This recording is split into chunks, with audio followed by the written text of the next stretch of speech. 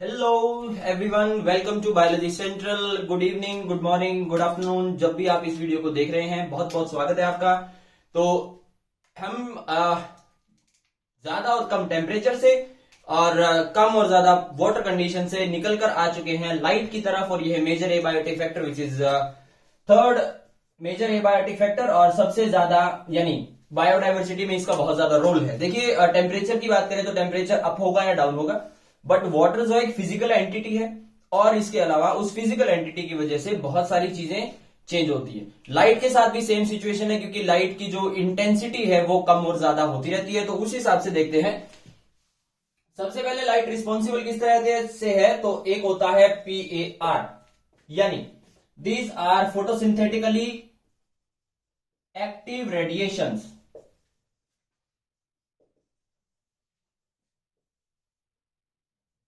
Photosynthetically active radiation. अब ये photosynthetically active radiation जो है किसी भी प्लांट के लिए कितने से कितनी होती है, अगर आपने प्लस वन क्लास में फोटोसिंथेसिस पढ़ के उसको अच्छे से याद रखा हुआ है, दीज आर 400 to 700 नैनोमीटर। इससे कम या इससे ज्यादा ये होता है यूवी रेज, और इससे ज्यादा होता है इंफ्रारेड रेज। तो सीन यहां पर ये है कि कोई भी लाइट की इंटेंसिटी हो, कोई भी वेवलेंथ हो, वो सारी की सारी क्या करती हैं, दे कंटिन्यूअसली अफेक्ट द ऑर्गेनिज्म। अब यूवी रेडिएशन जो है वो रिस्पॉन्सिबल है म्यूटेशंस के लिए, और जो इंफ्रारेड रेडिएशन है वो रिस्पॉन्सिबल है हीट के लिए। तो जो लाइट है वो डायरेक्टली रिस्पॉन्सिबल है ऑटोट्रॉफ्स की फूड फॉर्मेशन के लिए, तो वो hence it is also in having a very much complete system of involvement in the biodiversity। तो जैसा आप जानते हैं कि ट्रॉपिकल जो फॉरेस्ट है उसके अंदर सनलाइट की वजह से और वाटर अवेलेबिलिटी की वजह से जो फूड प्रोडक्शन है, कितना होता है food production per year 12,000 kilo calorie पर मीटर स्क्वायर, यानी एक मीटर के एरिया में 12,000 किलो कैलोरी प्रोड्यूस हो रही है एक साल में। बहुत ज्यादा होती है। किसकी वजह से है? ये है सिर्फ और सिर्फ सनलाइट की वजह से। बट कितना पार्ट लाइट का सिर्फ 1% पार्ट जो है वो यूज कर सकते हैं plant for formation of their food, और इस 1% की जो एनर्जी है वो 10% आगे जाती है किसी भी दूसरे ऑर्गेनिज्म में। तो इसे बोलते हैं 10% लॉ, और ये 10% लॉ हम आगे बढ़ेंगे जब हम देखेंगे net productivity, gross productivity etcetera. अब देख लेते हैं कि किस तरह से कोई भी ऑर्गेनिज्म लाइट की प्रेजेंस में या एब्सेंस में एक्ट करता है, तो वो डायरेक्टली रिलेटेड होगा आपके फर्स्ट ग्रोथ। अब ग्रोथ किसी भी ऑर्गेनिज्म की किस तरह से डिपेंड करती है? प्लांट की growth is directly depending upon what? Sunlight. दूसरा डिफरेंशिएशन ऑफ टिश्यू जब भी डिपेंड करता है सनलाइट पे, तो इस कंडीशन को हम बोलते हैं फोटोमोर्फोजेनेसिस। तो एक बहुत इंपॉर्टेंट टर्म है कि ग्रोथ के टाइम पे देखिए जनरल ग्रोथ तो डायरेक्ट डिपेंड करती है, बट डिफरेंशिएशन भी डिपेंड करता है, and differentiation is known as photomorphogenesis. काफी ज्यादा इंपॉर्टेंट है। देखिए एबायोटिक फैक्टर्स जो 4 हैं आपके पास, उसमें से एटलीस्ट एक क्वेश्चन और सबसे ज्यादा चांसेस रहते हैं लाइट या सॉइल में से आने के, क्योंकि बहुत ज्यादा क्या है, डायरेक्टली बहुत ज्यादा ही इन्वॉल्व हो जाती है। दूसरा है इसमें ट्रांसपायरेशन।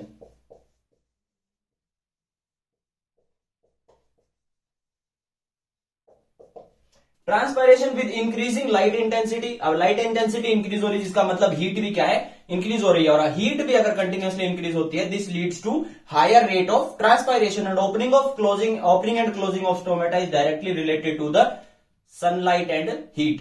अब अगर जरूरत से ज्यादा हीट बढ़ रही है और ट्रांसपायरेशन का रेट जो है बहुत ज्यादा हाई चला गया, तो ऐसे केस में जो प्लांट है वो नेगेटिव इस चीज को नेगेटिवली लेते हैं और वो स्टोमेटा को बंद भी कर सकते हैं। यानी लाइट की इंटेंसिटी और हीट जो है वो रेगुलेट करता है opening and closing of stomata को। प्रॉपर प्रोसेस अगर जानना चाहते हैं तो आई बटन से या बायोलॉजी सेंटर पे फटाफट चले जाओ, और सबसे पहले तो सब्सक्राइब, एक नीचे बटन दिख रहा होगा रेड कलर का, उसके ऊपर मारो जोर जोर से।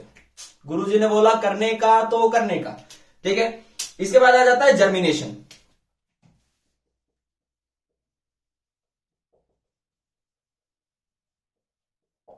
जर्मिनेशन में देखिए, जर्मिनेशन सीड्स का होगा, और जर्मिनेशन जो भी सीड लाइट के ऊपर डिपेंड करते हैं, प्रेजेंस ऑफ लाइट और एब्सेंस ऑफ लाइट पे डिपेंड करते हैं, उन्हें बोलते हैं फोटोब्लास्टिक सीड्स। फोटोब्लास्टिक सीड्स जो है वो दो तरीके के हो सकते हैं। पहला, जो पॉजिटिव शो करता है, यानी प्रेजेंस ऑफ लाइट में वो जर्मिनेट करेंगे। इसमें आपके पास एग्जांपल आ जाएगा ल्यूमैक्स का, ठीक है। और जो नेगेटिव शो करते हैं, इसमें आ जाते हैं आपके पास ओनियन, यानी ये एब्सेंस ऑफ लाइट में क्या करते हैं, जर्मिनेट करते हैं। तो ऑनियन और गार्लिक, या इसमें रेडिश, ठीक है। तो ये चीजें हुई, जर्मिनेशन तो हो गया। इसके बाद क्या आएगा, पिगमेंटेशन। पिगमेंटेशन क्या होती है, रिलीज ऑफ मेलानिन। मेलानिन जब भी रिलीज होता है किसी भी ह्यूमन सेल के अंदर, तो वो किससे रिलेटेड है, it is directly related to the sunlight, ठीक है। अब पिगमेंटेशन की हम बात कर रहे थे, ठीक है। पिगमेंटेशन जो है वो एनिमल्स में और प्लांट्स में अलग अलग तरीके का होता है। तो एक तो बात करें ह्यूमंस की, जो बहुत तेज सनलाइट में अगर ज्यादा देर तक रहते हैं तो पिगमेंटेशन हाई हो जाता है, और स्किन कलर क्या, वो डार्कर एंड डार्कर की तरफ चला जाता है ड्यू टू मेलाटोनिन सिक्रीशन। दूसरी चीज, मेलानिन सिक्रेशन। दूसरी चीज है इसमें स्नो हेयर। स्नो हेयर क्या होते हैं, खरगोश। कहां रहते हैं, जो ज्यादातर ठंडे इलाकों में पाए जाते हैं। अब वो गर्मियों में थोड़े से ब्राउनिश कलर के होंगे, बट जैसे जैसे ऑटम या विंटर की तरफ चली जाती है चीजें, टेम्परेचर और सनलाइट की इंटेंसिटी कम हो जाती है, तो उसकी वजह से वो क्या है, कंप्लीटली व्हाइट कलर के हो जाते हैं। सेकंड इसमें आता है मेपल लीफ। मेपल का जो प्लांट है वो भी ऑटम और विंटर में अपने जितने भी लीव्स हैं उनको ग्रीन नहीं बल्कि ब्राउन कर देता है, ठीक है। तो शॉर्टर डे लेंथ पे डिपेंड करती है ये चीज।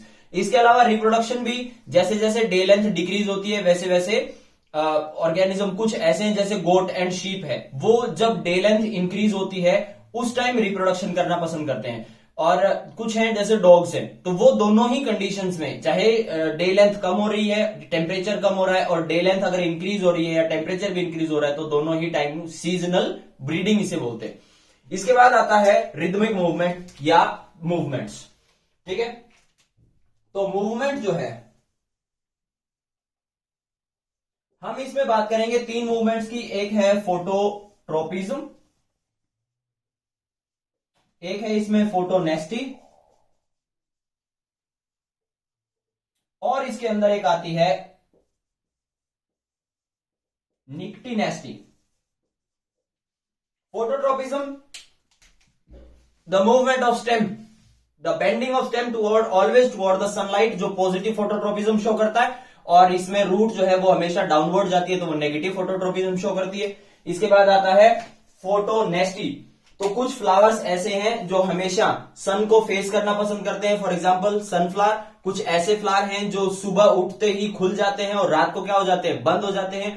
तो लाइट की इंटेंसिटी भी बहुत हद तक डिपेंड करता है। निक्टिनेस्टी क्या होते हैं, ये ऐसे फ्लावर्स होते हैं जो रात के टाइम पे क्या है, कंप्लीटली बंद हो, ऐसी लीव्स हैं जो रात के टाइम पे कंप्लीटली क्या है, फोल्ड अप हो जाती हैं, बंद हो जाती है, और उनका जो डोर्सल सरफेस है वो सारा का सारा एक्सपोज हो जाता है। इसके बाद आता है वेजिटेटिव ग्रोथ।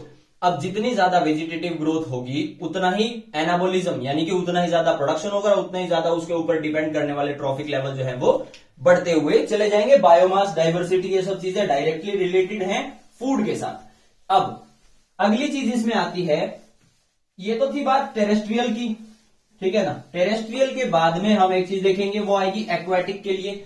और दोनों ही चीजें हमने हमेशा क्या देखा है, हमने हमेशा देखा है कि ना सिर्फ पर्टिकुलरली टेरेस्ट्रियल बल्कि एक्वाटिक पे भी टेम्परेचर का, लाइट का और इन सब चीजों का इफेक्ट पड़ता है। तो देख लीजिए, कल भी मैंने ये डायग्राम, यानी पिछली वीडियो में भी डायग्राम बनाया था। ये होता है लिटर जोन, यानी यहां पर प्लांट जो है उनका बायोमास, पत्ते, डेड एंड डिकेइंग बॉडीज, ये सब चीजें होती हैं। ये एक पर्टिकुलर डेप्थ तक हो सकता है। इसके बाद इसको बोलते हैं लिम्नेटिक जोन, ठीक है। सेकेंड और थर्ड, यानी इसमें दो जोन्स और होंगे। सबसे नीचे के जोन को बोलते हैं बेंथिक जोन। ठीक है, इस जोन को बोलते हैं प्रोफंडल।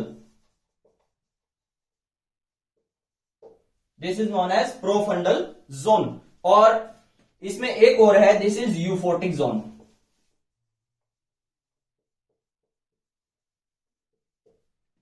तो ये 5 जोन हमारे पास हैं। किसी भी समुद्र को क्या करते हैं हम, क्लासिफाई करते हैं। यहां से जितना भी ऑर्गेनिक मैटर होगा वो धीरे धीरे से चला जाता है, क्योंकि टाइड जो है वो आती भी रहती है और जाती भी रहती है इस वजह से। ये तो था वो जहां पर शैलो वाटर है। अब आ जाता है ये वो जहां पर वाटर बहुत ज्यादा गहरा है, इसे बोलते हैं लिमिनेटिक जोन। यानी इसके नीचे कई कई किलोमीटर तक, 10-11 किलोमीटर तक लगातार कोई भी सॉयल प्रेजेंट नहीं होती। लिमिनेटिक जोन यानी यूफोटिक वो जोन है जहां पर सबसे ज्यादा ऑक्सीजन प्रेजेंट होगी, सबसे ज्यादा फोटोट्रॉफिक ऑर्गेनिज्म होंगे जो सस्पेंडेड रहते हैं, एल्गी होगी, फोटोट्रॉफिक बैक्टीरिया होंगे, कीमोसिंथेटिक बैक्टीरिया होंगे, और यहां पर वो सारी कंडीशंस होती हैं जो एक्वेटिक लाइफ को सपोर्ट कर सकती हैं। बट जैसे जैसे हम नीचे की तरफ चले जाते हैं, oxygen availability, nutrient availability, photosynthesis की एक्टिविटी और ऑक्सीजन की अवेलेबिलिटी, ये सारी की सारी क्या है, कम होती हुई चली जाती हैं। तो बेंथिक जोन में जो ऑर्गेनिज्म है वो मोस्टली कौन से मिलते हैं, कीमोसिंथेटिक मिलते हैं। और कीमोसिंथेटिक ही वो बैक्टीरिया है जहां से फूड की प्रोडक्शन होती है। प्रोफंडल जोन में सब कुछ नॉर्मल सा रहता है, कुछ ज्यादा सा ऊपर नीचे नहीं है। तो डिपेंडिंग अपॉन ये हमारे पास 4 जोन है क्वेश्चन के, और इसी के साथ लाइट का जो टॉपिक है वो खत्म होता है। अगले टॉपिक में हम सॉयल के बारे में बहुत ज्यादा डिटेल से पढ़ने वाले हैं। तो आप लोग अगर अपनी एनसीईआरटी को देखोगे, लेट मी शो यू, ये सॉयल के बारे में बहुत कम इतना सा दिया हुआ है सिर्फ, बट इसमें भी कौन कौन सी चीजें आती हैं, soil composition, grain size, aggregation determination, percolation, water holding capacity, characteristic, pH, mineral composition, topography, ये जितनी भी चीजें हैं अब एनसीईआरटी ने दिया है इनको सिर्फ एक लाइन में वर्ड टू वर्ड। हमें हर एक चीज को बहुत ज्यादा डिटेल से पढ़ना होगा। ठीक है, आप ऐसा मत सोचिए, देखो अगर तो भी बोर्ड के पेपर आप सोल्व करते हैं उसके लिए है बेटर, उसके लिए बेटर किस तरह से, क्योंकि इसमें आप बहुत थोड़ा थोड़ा सा भी अगर आप जानते हैं, वाटर होल्डिंग कैपेसिटी आपने +1 क्लास में पढ़ी है तो वेल एंड गुड। बट अगर आपको नीट का पेपर क्लियर करना है तो बहुत ज्यादा इंपॉर्टेंट क्वेश्चंस इकोलॉजी में से निकल के आते हैं, और इकोलॉजी ऐसा सब्जेक्ट है जिसपे बच्चा बिल्कुल ध्यान नहीं देता। ठीक है ना, तो प्रॉब्लम्स जो है काफी हो जाएंगी। सॉइल के बारे में जानने के लिए, पढ़ने के लिए, और इस चैनल को सब्सक्राइब कर दो फटाफट। अभी भी आपको एक रेड कलर का बटन दिख रहा होगा, क्योंकि मुझे पता है अब तक आते आते आपने फुल स्क्रीन को स्मॉल स्क्रीन में कन्वर्ट कर दिया होगा। तो फटाफट से सब्सक्राइब कर दो, लाइक कर दो, कमेंट जो आपका मन करे। Thank you so much.